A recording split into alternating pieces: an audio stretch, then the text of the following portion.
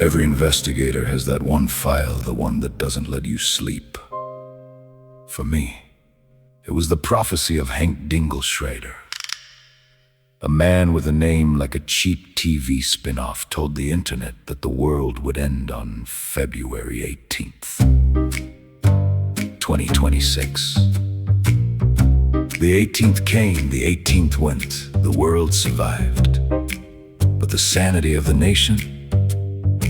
That was a different story. I started looking into what happened that week. And the truth was stranger than fiction.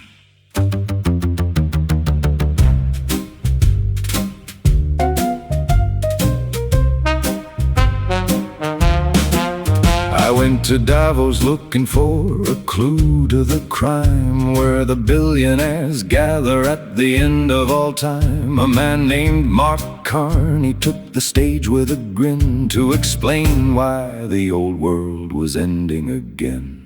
He quoted a playwright from a communist land about signs in the window that we don't understand. He told the elites, take the sign down today, while they drank champagne from a gold-plated tray. It was highbrow absurditism, a meme for the rich, an intellectual pitch from a corporate ditch. Oh, we're looking for the logic in a world gone mad, flipping through the files of the files that we had. The prophecy failed, but the madness survived between. And the day we arrive, yeah, the detective is tired and the coffee is black, and Hank Dingelschrader isn't calling us back.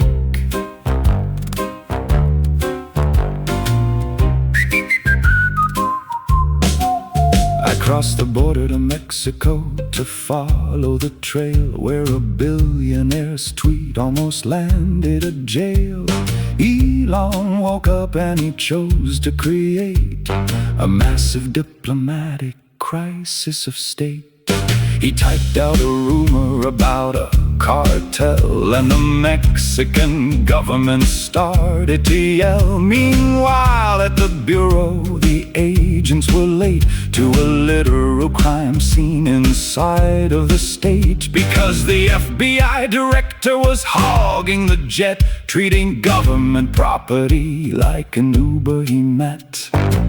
But the weirdest anomaly I found on the case was a video clip of a young boy's face.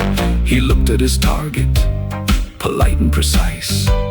He offered a warning, he offered advice. He said, okay, I'm gonna punch you right now. Then he leveled the guy without raising his brow. That's the political energy ruling the floor. A polite little warning and a war. A medieval night at a drive-through line, a main character syndrome of a global design. Oh, we're looking for the logic in a world gone mad, flipping through the files of the files that we had. The prophecy failed, but the madness survived between. And the day we arrived, yeah, the detective is tired and the coffee is black, and Hank Dingelschrader isn't calling us back. It doesn't stop. I checked the candidate platforms for the midterms. They aren't even hiding it anymore. One guy is promising to replace all traffic lights with emotional mood rings. Another is offering tax breaks for artisanal toast and cat videos. And through it all, do you know what the internet was looking at? A capybara, a giant rodent sitting in a hot spring, completely unbothered by the fact that the FBI is grounded and the world was supposed to end last Wednesday. The capybara knows something, I can feel it. If you're looking for a savior in a world full of noise, just find a capybara and maintain your poise.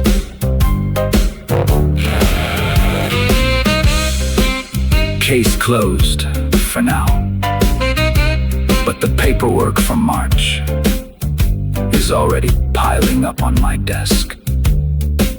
And something tells me the Sharpie budget is going to double.